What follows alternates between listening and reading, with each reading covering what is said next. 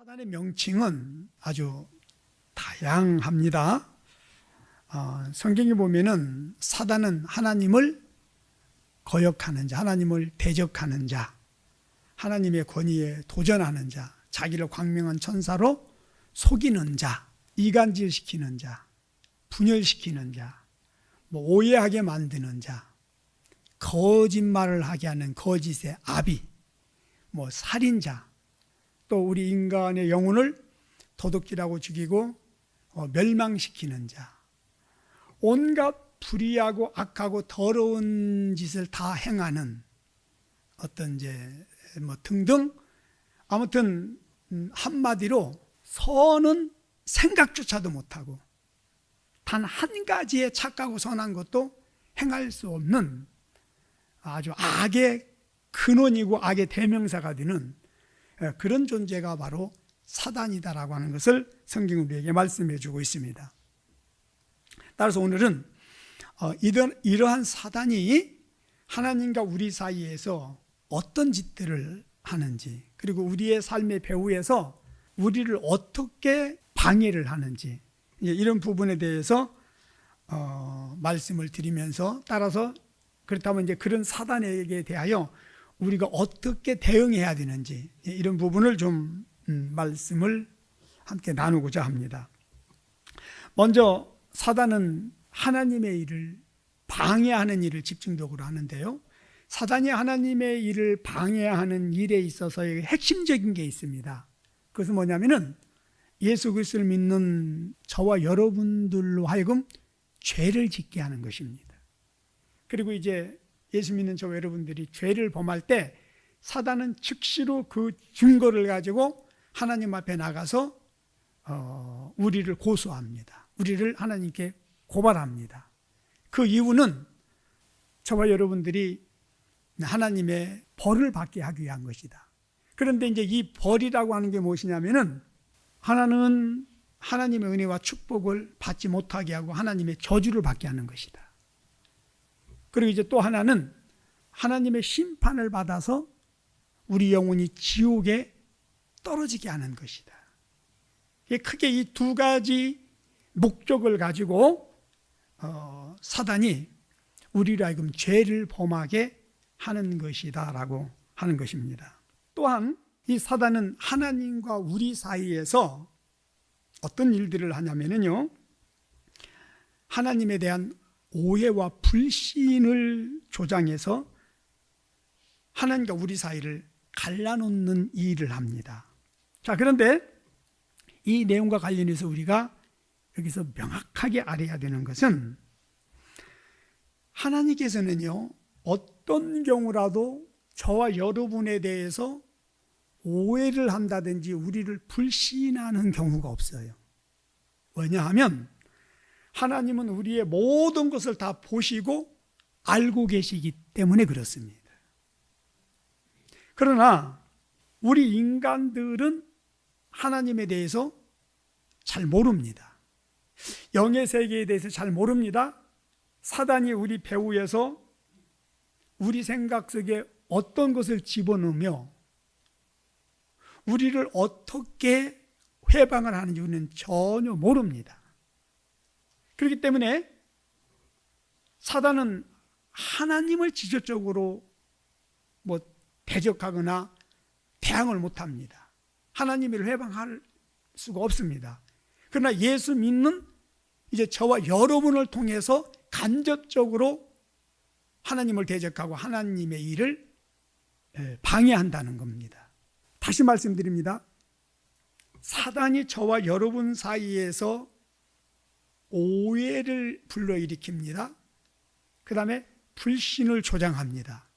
그런데 이 오해와 불신이라고 하는 것이 하나님 입장에서 이게 일어나는 것이 아니라 처음부터 끝까지 우리 인간들에게서 하나님을 오해하고 하나님에 대한 어떤 그런 불신의 마음들이 일어남으로 인하여 이것이 시험거리가 되고 이것이 어떤 원망과 불평이 되어지고, 그래서 하나님을 멀리하게 되고,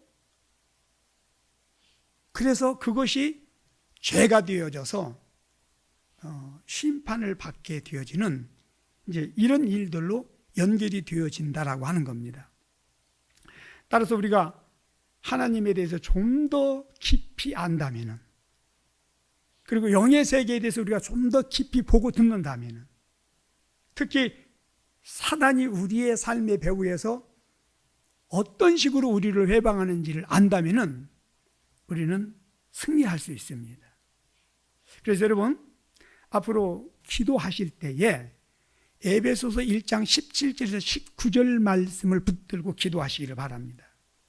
지혜와 계시의 하나님께서 우리에게 영적 지각을 여시고 영안을 여시고 영문별의 은사를 주셔서 하나님에 대해서 좀 더 깊이 알게 하시고 영의 세계에 대해서 알게 하시고 사단이 우리 가운데서 어떻게 우리를 회방하는지를 알게 하셔서 그 영적 싸움에서 우리가 승리할 수 있게 해 주옵소서. 여러분, 이건 정말 기도할 때마다 빼놓지 말고 하셔야 됩니다. 제가 엊그저께 금요 기도회 때도 말씀을 드렸죠. 아브라함은 밤새도록 하나님을 만나서 하나님과 대화를 합니다. 그리고 하나님과 그 축복에 대한 언약식도 맺습니다. 그리고 그는 성령에 충만해서요, 기쁨이 충만하고 소망이 충만해서 이제 그 밤을 샜는데, 그러고 나서 곧바로 그가 한 일이 무슨 일이었느냐면은 하나님의 뜻하고는 아무런 상관도 없는 그 사례의 그 육신의 생각 속에서 나오는 사단의 말을 듣고 하갈을 취하여 하갈에게서 이스마엘을 낳게 됩니다. 자, 그것이 그냥 막 힘들고 어렵고 절망스럽고 그래서 은혜도 받지 못하고 성령 충만하지 못한 상태에서 그런 일이 벌어진 것이 아니라 정말 은혜를 충만히 받았어요. 성령 충만히 받았어요. 하나님을 대면해서 하나님과 밤새도록 대화하는 시간을 가졌단 말이에요. 그리고 나서 그런 일을 했다라고 하는 겁니다. 자, 다시 말씀드리면은 하나님은 우리에 대해서 너무 잘 알고 계세요. 우리의 모든 걸 다 보고 계세요. 이때 하나님은 어떤 경우도 우리에 대해서 오해를 안 하세요.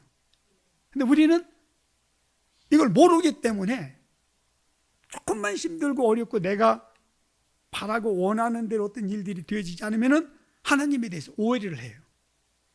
그렇기 때문에 사단은 절대 하나님에 대해서는 방해를 할 수가 없는 거예요. 그러니까 우리가 이런 영의 세계를 모르기 때문에 사단이 우리에게 와서 거짓으로 우리를 속여가지고 오해하게 만들어요. 하나님에 대해서. 그리고 하나님에 대한 불신의 마음을 갖게 하고 이제 그것이 원망불평이 되어지고 그래서 하나님을 멀리하게 하고 그래서 하나님으로부터 저주와 심판을 받게 만드는 것이 이게 사단이 하는 일이다라고 하는 것입니다.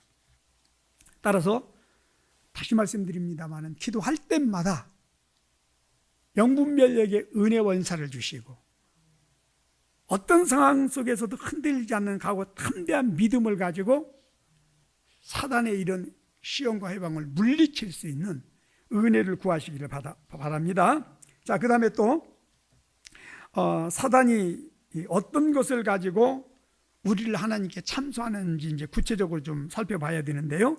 자, 욥의 경우를 여러분 보십시오.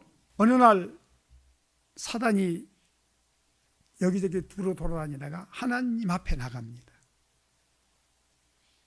여러분, 사단이 하나님 앞에 나가는 이유가 두 가지가 있습니다. 하나는 하나님이 부르시면은 하나님이 소환하시면 무조건 달려나가야 됩니다. 또 하나는 하나님이 부르지 않아도 예수 믿는 저와 여러분들이 죄를 범했을 때 사단은 그 증거를 가지고 하나님 앞에 재판장 되시는 하나님께 우리를 고소하기 위해서, 우리를 참소하기 위해서 하나님 앞에 나갑니다. 자, 지금 여기서 하나님 앞에 사단이 나갑니다. 그러면 사단이 어떤 목적을 가지고 지금 하나님 앞에 나갔다고 생각을 하십니까? 누구를 참소하기 위해서요? 욥을 참소하기 위해서. 물론 이제 욥의 어떤 부분을 사단이 참소했는지 이 부분에 대해서는 지금 말씀을 드리지 않아요. 제가 전에도 몇 차례 이 부분에 대해서 말씀을 드렸기 때문에요. 아무튼 사단이 욥을 참소하기 위해서 하나님 앞에 나왔다는 것을 하나님은 아시고 사단에게 욥을 주의하여 보았느냐, 욥처럼 순전하고 정직하며 하나님을 경외하며 악에서 떠난 자가 세상에 없느니라. 이렇게 이제 욥을 변호하고 욥을 칭찬합니다. 그랬더니 사단이 할 말이 없어진 거예요. 욥을 하나님께 참소하려고 나갔는데 하나님이 이렇게 말씀을 해버리니까 할 말이 없는 거예요. 그러니까 그가 뭐라고 말합니까? 9절에 보니까 사단이 여호와께 대답하여 가로되 욥이 어찌 까닭없이 그렇게 하겠습니까? 주께서 그와 그 집과 그 모든 소유물을 산울로 두르신 같이 그렇게 지키시고 보호하시고 축복하셨기 때문에 그렇게 하는 거 아닙니까? 세상에 그렇게 해주면은 욥처럼 하나님 앞에 정직히 행하고 하나님을 경외하지 않을 사람이 어디 있겠습니까? 지금 이제 이간질 시키는 거예요. 그러면서 주께서 이제 그 손으로 하는 바를 복되게 해서 그 소유물을 축복하시기 때문에 그러는데 이제 주의 손을 펴서 그의 모든 소유물을 한번 쳐보십시오. 다시 그에게 준 것을 다 한번 빼앗아 보십시오. 하나님께서 욥에게 그렇게 하시면은 욥은 분명히 주를 욕할 것입니다. 자, 이렇게 이제 이간질을 시키는 것을 보게 됩니다. 그러자 하나님께서 어디 네가 말한 대로 그렇게 한번 해봐라 그러고 하나님이 이거를 허락을 하십니다. 여러분, 사단은요 하나님의 허락 없이는 아무것도 하지 못합니다. 사단은 하나님이 허락하시는 범위 안에서만 어떤 일들을 할 수 있는 것입니다. 그리고 이제 또 하나는 지금 하나님과 사단 사이에서 하나님의 법정이 하나님의 그 나라에서 그 영의 그 세계에서 영의 영역에서 이런 대화가 오고 갑니다. 그리고 하나님의 결제가 납니다.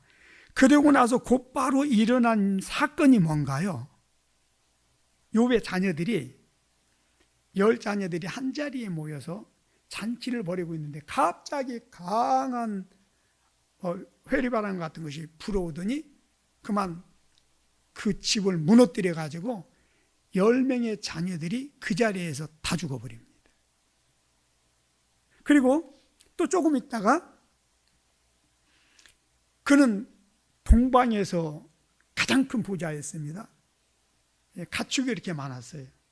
그런데 도적들이 몰려와 가지고 그 많던 가축들을 전부 다 훔쳐가 버립니다. 한순간에 자녀 잃었지요. 10명의 자녀가 다 죽어버렸죠. 그 다음에 그 많던 재물이 다 날아가 버린 거예요. 여러분, 이것이 사단이 하는 짓입니다. 오늘날에도 사단이 이렇게 우리로 하여금 하나님의 은혜와 복을 받지 못하도록 해방을 하고 하나님의 은혜와 복을 받았다 할지라도 틈만 나면 어떻게든지 하나님께 고소를 해서 유죄 판결을 얻어가지고 우리가 가지고 있는 하나님의 은혜와 축복을 도둑질하고 뺏어가는 일을 전문적으로 하는 사기꾼 중에 사기꾼이다. 이 사기꾼을 우리는 당할 방법이 없다는 거예요. 네. 자, 그 다음에 또 무슨 일이 일어나나요? 자, 그럼에도 불구하고 욥은 하나님 앞에 감사합니다. 그랬더니 이제 또 두 번째 사단이 하나님 앞에 나갑니다. 2장 1절 이하에 보면은 4절 봅시다. 사단이 여호와께 대답하여 가로되 가죽으로 가죽을 받고 오니 사람이 그 모든 소유물로 자기 생명을 받고 올지라 이제 주의 손을 펴서 그의 뼈와 살을 치소서 그리하시면 정령 대면하여 주를 욕할 것입니다. 이렇게 말을 합니다. 자, 첫 번째 사단의 시험을 욥은 통과를 했습니다. 두 번째 또다시 사단이 하나님 앞에 나가서 하나님, 욥을 한 번만 더 시험해 보십시오. 저가 비록 재물과 자녀들을 그렇게 잊어버린 부분에 대해서는 하나님께 감사를 했는데, 그러나 저의 육체를 쳐서, 저의 건강을 쳐서 저가 죽을 어떤 병에 걸려서 고통 속에 있다라고 한다면 그때는 반드시 하나님을 욕할 것입니다. 그러니 한번 저의 육체를 한번 쳐보십시오. 또 이렇게 이간질을 합니다. 그래서 이때도 하나님이 허락하시면서 하시는 말씀이 있었어요. 그의 육체를 치되 뭐는 해하지 말아라. 그의 생명은 해하지 말아라. 자, 아까는 그에게서 자녀와 재물은 빼앗아 가되 그의 육체는 손대지 말아라 그랬어요. 그러나 이번에는 육체를 쳐서 그에게 죽을 병, 그를 고통스럽게 하는 병을 허락하되 그러나 그의 생명은 건드리지 마라, 이렇게 말을 합니다. 여러분, 사단은요 굉장히 전략적입니다. 그래서 어떤 사람은 자녀의 문제에 별로 민감하지 않아요. 자기 자식임에도 불구하고요, 돈에는 굉장히 민감합니다. 근데 자녀에 대해서는 민감하지 않아요. 부부간에는 굉장히 민감한데 자녀에 대해서는 민감하지 않은 경우가 있어요. 그런 경우에는요 절대 사단이 자녀를 건드리지 않습니다. 그러나 돈에 민감합니까? 아니면 명예나 권세에 민감합니까? 부부간의 관계에 민감합니까? 그럼 반드시 그런 부분에 사단은 회방을 하고 그런 부분을 가지고 시험을 합니다. 이런 부분들 잘 기억하십시오. 특별히 이제 우리 마음속에 하나님보다 더 사랑하는 어떤 우상과 같은 것들이 있다면요, 사단은 끊임없이 그것을 가지고 우리를 시험하고, 그래서 우리는 그것 때문에 걸려 넘어질 수밖에 없는 그런 상황을 만나게 될 것입니다. 그래서 만약에 하나님보다 더 좋아하는 어떤 그런 것이 있다면, 그래서 사단이 우리를 시험하고 방해하는 요소가 우리 안에 있다면 우리는 그것을 반드시 내려놔야 돼요. 그것을 버려야 됩니다. 그렇지 않으면 죽을 때까지 그것 때문에 늘 시험에 들고 그것 때문에 우리는 반드시 망할 수밖에 없는 상황이 벌어질 수 있다라고 하는 것입니다. 그럼에도 불구하고 욥은 이제 이 시험도 이겨냅니다. 자, 그런데요, 이제 이렇게 되니까 그 다음에 또 사단이 하는 짓이 있었지요. 그것은 바로 그 아내의 입을 통하여 욥을 비난하며 욥을 저주하면서 욥으로 하여금 하나님을 저주하고 차라리 죽어버리라고 하는 이런 말을 남기고 떠나버립니다. 자, 그 다음에 또 위로한답시고 친구들이 왔는데 그 친구들의 생각과 입을 통하여 사단이 욥을 계속 비난하고 판단하고 정죄하는 말들을 하게 합니다. 욥은 자녀를 잃은 그 슬픔, 재산을 잃어버린 그거보다도 아마 친구들로부터 이런 비난과 정죄, 판단의 말을 들은 것, 특별히 아내로부터 이런 말을 들은 부분에 대해서 아마 굉장히 힘들었지 않을까 싶습니다. 여러분, 실제적으로 우리가 살다 보면은 밖에서 우리가 어떤 이야기를 들을 수 있어요. 밖에서 힘든 일을 당할 수 있어요. 또 어떤 재물을 잊어버릴 수도 있어요. 사업에 실패할 수도 있어요. 그러나 가정에 왔을 때 사랑하는 아내나 자녀들, 어떤 그 가족들로부터 그 따뜻한 위로의 말 한마디, 어떤 그런 용기의 말 한마디, 희망의 말 한마디, 그런 게 있으면은요 다시 일어설 수 있거든요. 거기에서 살아갈 수 있는 어떤 힘을 받게 되는 거예요. 그런데 가장 사랑하는 남편이나 아내가 욥의 아내처럼 이렇게 비난하고 정죄하고 막 저주하는 말을 남기고 나는 더 이상 당신하고 살지 못해, 이혼이야, 그러면서 집을 나가버린다라고 한다면은 여러분, 이거는 정말 극복하기 힘든 그런 마음의 상처가 될 수 있고 절망에 빠질 수밖에 없는 그런 말이 될 수가 있다라고 하는 것입니다. 자, 지금 이런 과정을 통해서 사단이 욥에게서 이끌어내고자 하는 어떤 뭔가 있다고 하는 것을 우리는 알게 됩니다.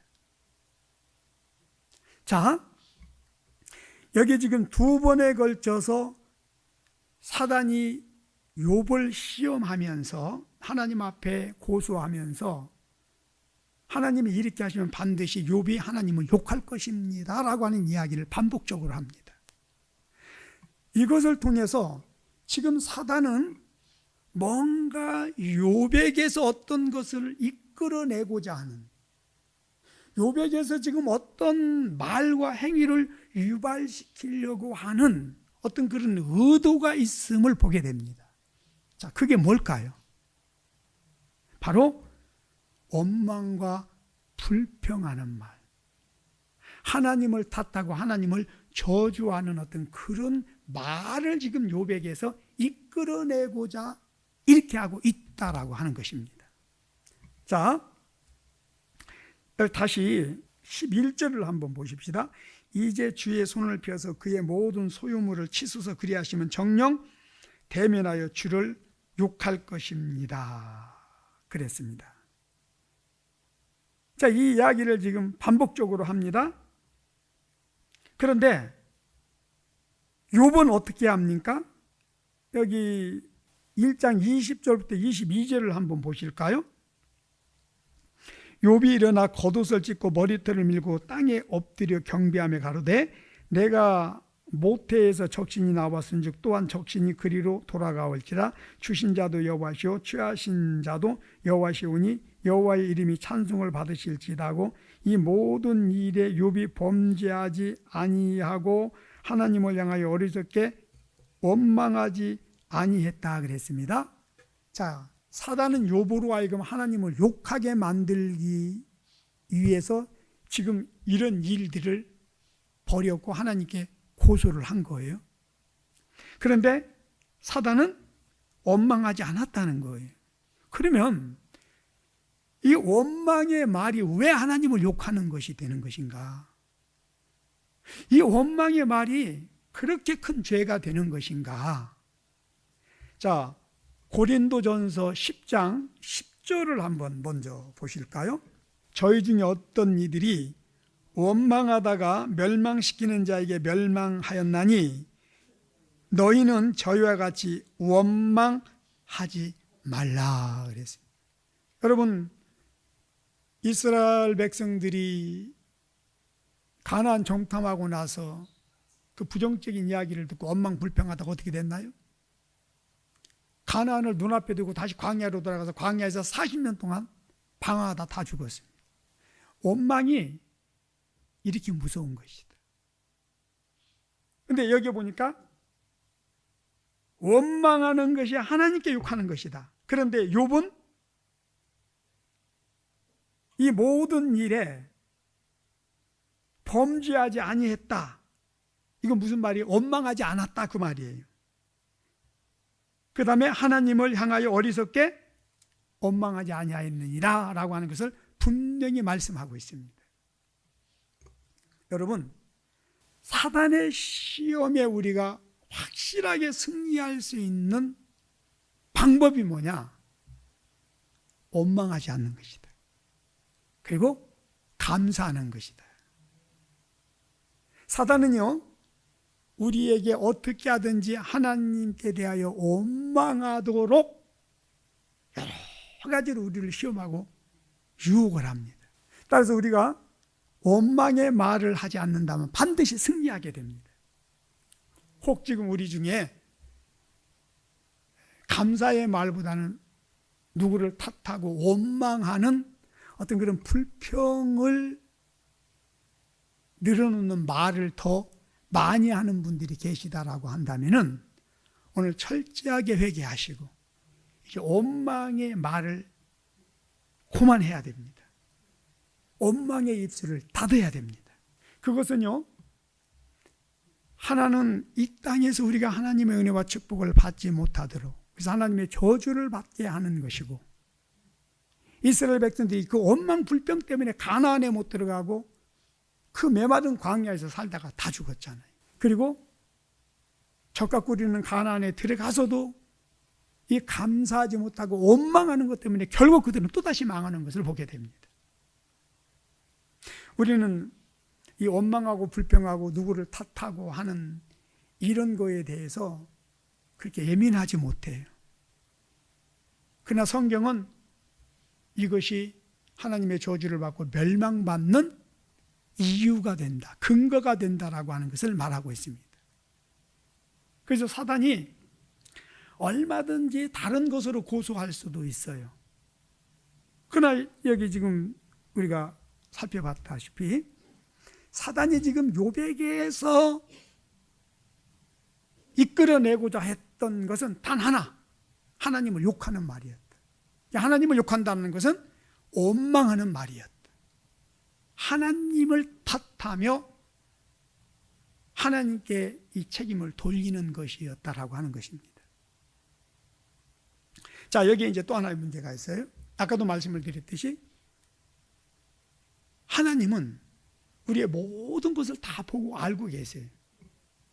그러니까 사단이 하나님 앞에 가가지고서 우리에 대해서 우리의 어떤 거짓을 가지고 하나님이 오해할 수 있도록, 하나님이 우리를 불신할 수 있도록 할 수가 없어요. 그런데 이제 문제는 우리들이에요.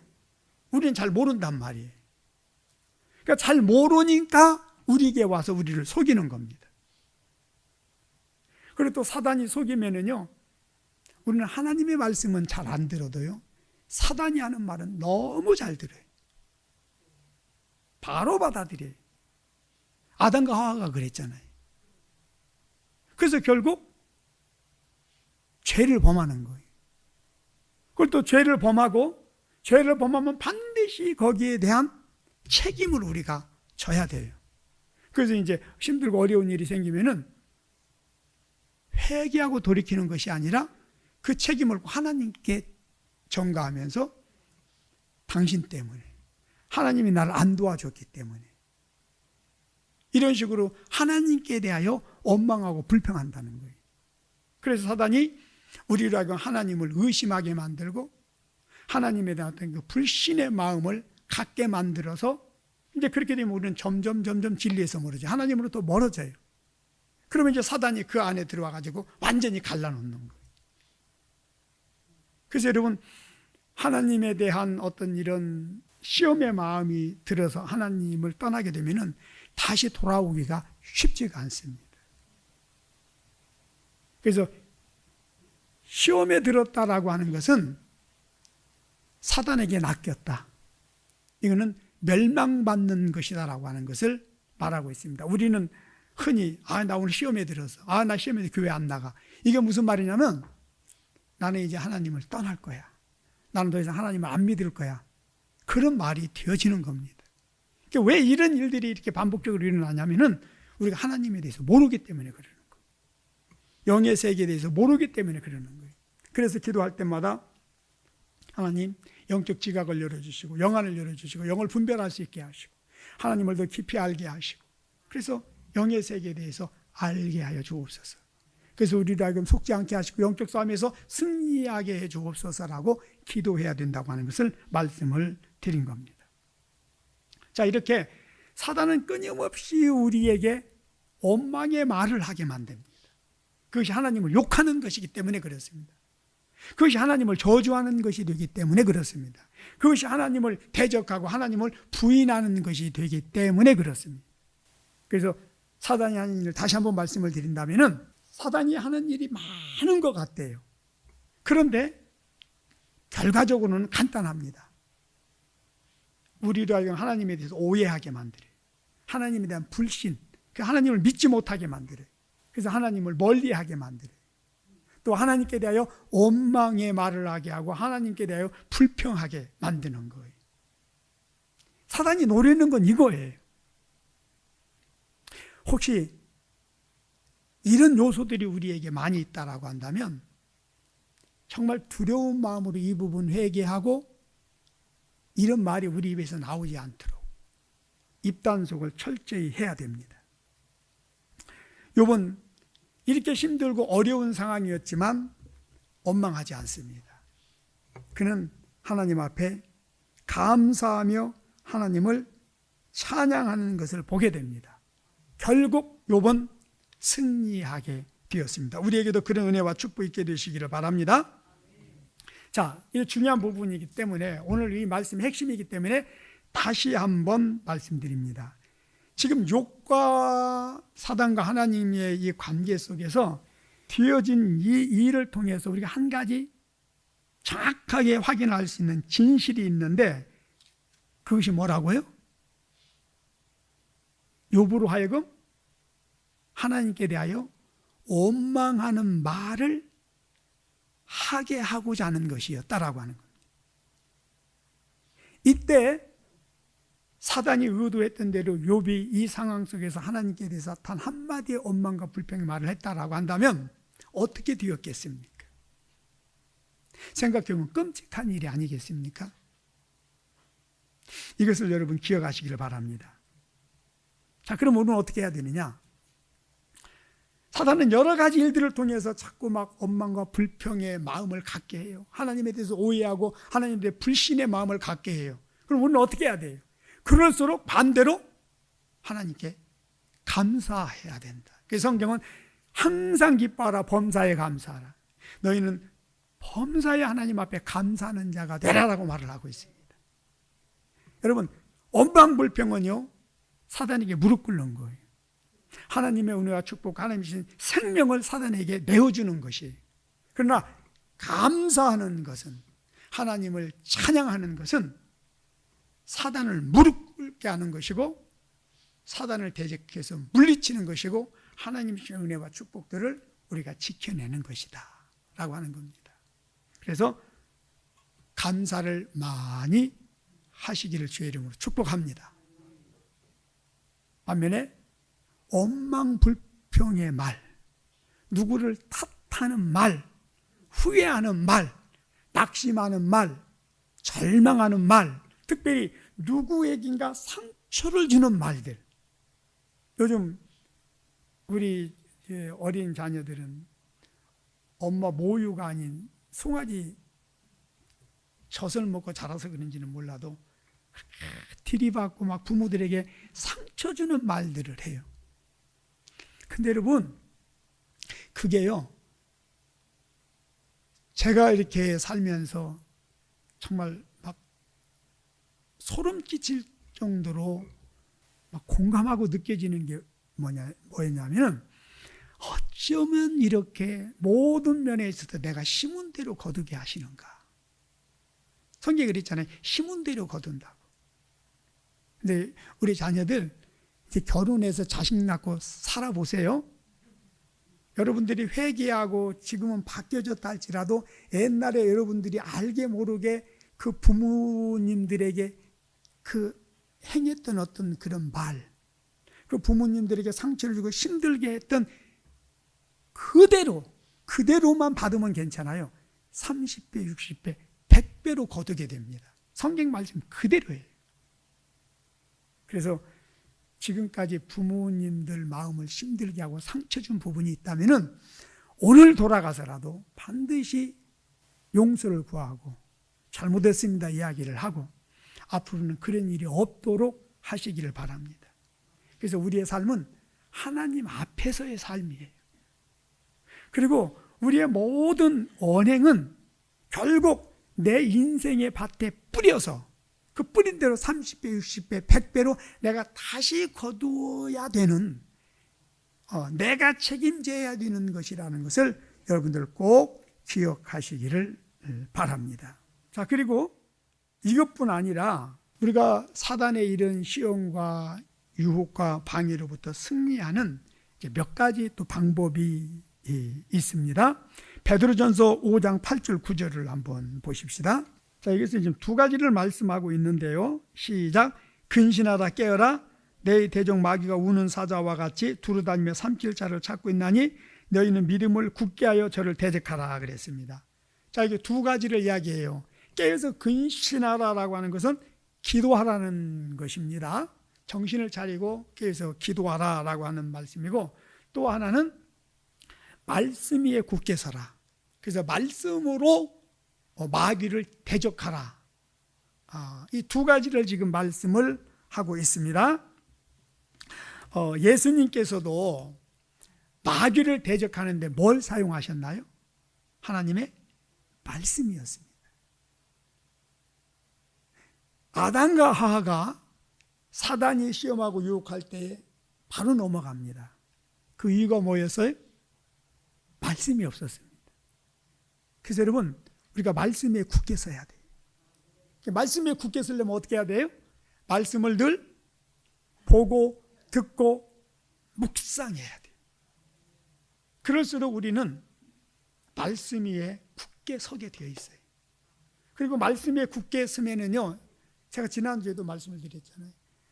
모든 것은 말씀 안에서 다 이루어지는 거예요. 말씀을 통해서 이루어지는 거예요. 말씀대로 되어지는 겁니다. 그래서 우리에게 말씀이 그렇게 중요한 거예요. 그래서 말씀 위에 굳게 서려면 다시 말합니다. 말씀을 꾸준하게 보고 듣고 묵상해야 된다. 그리고 이 말씀에는 놀라운 능력이 있습니다. 모든 것을 이기고 물리치고 승리하는 능력이 말씀 속에 있다. 그래서 말씀이 우리를 위기 속에서 구원하고, 말씀이 캄캄한 어두움과 같은 우리의 인생의 앞길에 빛이 되고 등불이 되어준다. 그래서 말씀이 우리에게 능력이 되고 생명이 되어지는 것입니다. 그래서 여러분, 말씀을 붙잡고 말씀 위에 굳게 서서 어떤 경우라도 말씀으로 대적하고 물리치시고 승리하게 되시기를 바랍니다. 그 다음에 또 하나 중요한 것은 바로 기도입니다. 여러분, 사단이 우리를 참소할 때에 우리의 삶 속에 여러 가지 어떤 그런 사건, 문제, 시련과 환란이 일어납니다. 그러면 이때 우리는 어떻게 해야 되느냐? 사단이 지금 참소하는구나 생각을 하시고, 우리는 여기에 대해서 적극적으로 하나님께 변호해야 돼. 세상 법정에서도요, 누가 나를 고소를 하면 여기에 대해서 나는 적극적으로 변호해야 돼. 변호하지 않고 그냥 가만히 입 다물고 있으면 어떻게 해요? 100% 유죄 판결을 받습니다. 그렇죠? 마찬가지예요. 사단이 우리를 참소해서 그 결과로 뭔가가 묶이고 어떤 힘들고 어려운 일이 다가올 때에, 여러분, 이때 가만히 있으면 절대 안 돼요. 이때는 정말 적극적으로 금식하며 작정해서 부르짖어 기도해야 돼요. 왜냐하면 이 기도가 하나님 앞에 우리 자신을 변호하는 것이 되어지기 때문에 그렇습니다. 특히 기도할 때에 우리가 주장해야 되는 것들이 있습니다. 바로 예수 그리스도의 십자가의 보혈의 공로입니다. 예수님이 십자가에서 우리의 죄와 허물을 사해줬다고 하는 그것을 가지고 하나님 앞에 주장을 하시되, 먼저는 무조건 내 죄를 인정하십시오. 성경은 말합니다. 우리가 죄 없다라고 말하면 그건 거짓말장이다 그랬어요. 그래서 하나님, 사단에 참소하는 거 인정합니다. 내 죄로 인해서 이렇게 된 거 인정합니다. 회개합니다. 철저하게 회개하고, 그리고 그러나 예수의 보혈의 공로를 의지하여 예수님의 보혈로 저의 죄와 허물을 씻어주시고 용서해 주시고 다시 한번 저를 새롭게 하여 주옵소서. 그리고 예수님의 보혈의 공로 의지하여 기도하게 되면은 예수님이 저와 여러분을 위하여 중보하십니다. 그리고 하나님은 예수님이 이미 저와 여러분의 모든 죄와 허물을 다 대신 십자가에서 사해버렸기 때문에 우리의 죄에 용서하는 그 권한이 예수님께 있어요. 그래서 하나님도 예수님이 우리를 위하여 중보하시고, 죄 없습니다, 내가 저의 죄를 대신 다 갚았습니다, 그러나 이게 반드시 회개가 전제되어져야 됩니다. 그렇게 되면은요, 사단은 더 이상 우리를 정죄할 수가 없어요. 고소할 수가 없어요. 하나님은 거기에 대해서 무죄 판결을 내리십니다. 그렇기 때문에 이것을 꼭 기억하시기를 바랍니다. 그리고 또 하나는 성령을 의지하시기 바랍니다. 왜냐하면 성경은 말합니다. 내가 너희에게 보혜사 성령을 보내겠다 그랬어요. 보혜사라고 하는 것은 돕는 자, 변호하는 자, 변호사를 뜻한다고 보시면 돼요. 성령은요, 우리를 도우시는 분이에요. 그래서 우리는 연약하고 우리는 무지하여 하나님 앞에 우리 자신에 대해서 변호할 수 없으나 성령이 우리의 연약함을 아시고 우리 가운데서 우리를 위하여 하나님 앞에 우리를 중보하고 변론한다 이렇게 말하고 있습니다. 우리가 하나님 앞에 변호하는 것은 한계가 있습니다. 특별히 여러분, 우리가 방언 기도를 많이 해야 되는 이유가 여기에 있는데요, 방언 기도는 영의 기도입니다. 성령께서 우리의 입술을 통해서 우리의 영의 사정을 하나님 앞에 간구하는 것입니다. 사도 바울은 분명히 이렇게 이야기하고 있습니다. 그래서 우리가 성령을 의지하고 방언 기도를 많이 할 때 그 방언 기도를 통해서 성령이 우리의 연약함을 하나님 앞에 아뢰고 우리 억울함을 하나님 앞에 변호하고, 그래서 성령의 도우심으로 우리가 승리하게 되는 것을 믿으시길 바랍니다. 그래서 기도 많이 하시기를 바랍니다. 끝으로 한 가지 더, 우리는 기본적으로 하루에 2-3번씩 반드시 이 기도를 해야 되는데, 어떤 기도냐면은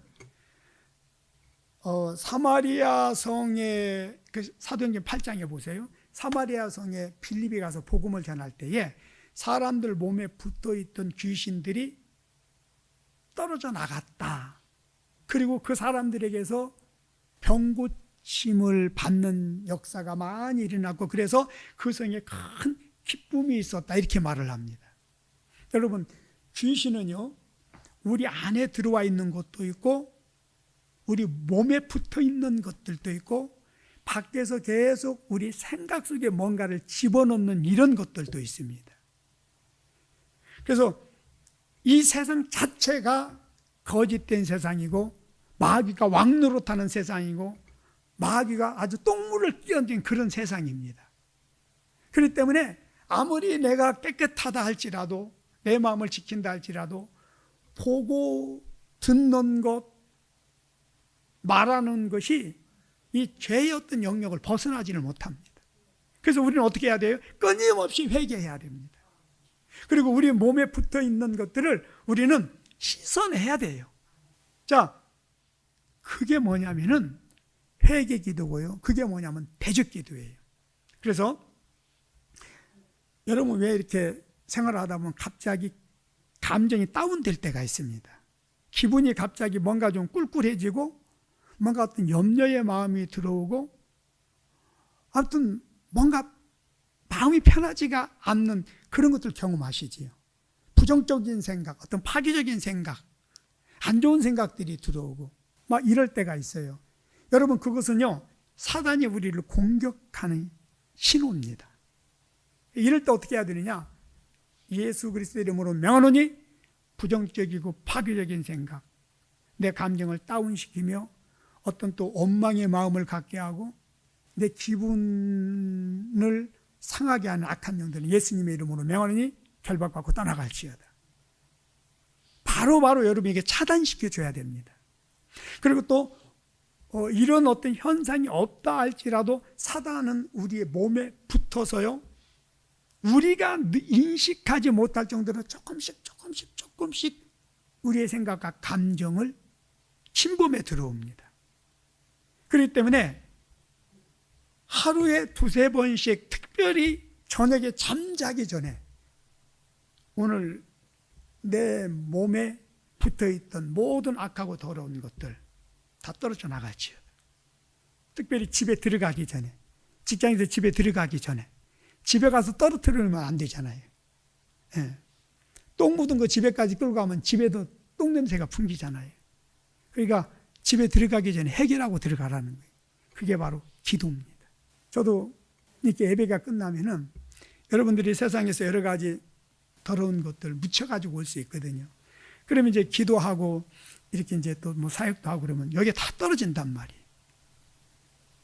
그래서 그 청소하는 기도를 합니다. 여러분들 이거 그냥 이상한 말로 받아들이지 마시고, 제가 그동안 수없이 이 사역을 하면서 이 영의 세계를 통해서 경험한 것들, 실제적인 것들을 지금 말씀을 드리는 겁니다. 그래서 예수님의 이름으로 내 몸에 붙어있는 악하고 더러운 죄악의 쓰레기들 다 떨어져 나갈지, 내 몸에 붙은 악하고 더러운 영들 떨어져 나갈지, 이거 여러분 내버려 두면은요, 그것이 붙어서 결국 병이 들게 되고, 그런 것들이 점점 그 영향력이 우리 가정에 확산되어져서 여러 가지 사건, 문제들이 발생하게 되어 있습니다. 그래서 이 부분들을 여러분들이 조금 더 잘 이해를 하시고, 실제적으로 이런 것들을 여러분의 삶 속에 적용해서 악한 원수마귀들이 여러분에게 달라붙지 못하도록, 그래서 여러분을 사로잡지 못하도록, 여러분의 삶들을 도둑질하지 못하도록 차단해 내시기를 바랍니다.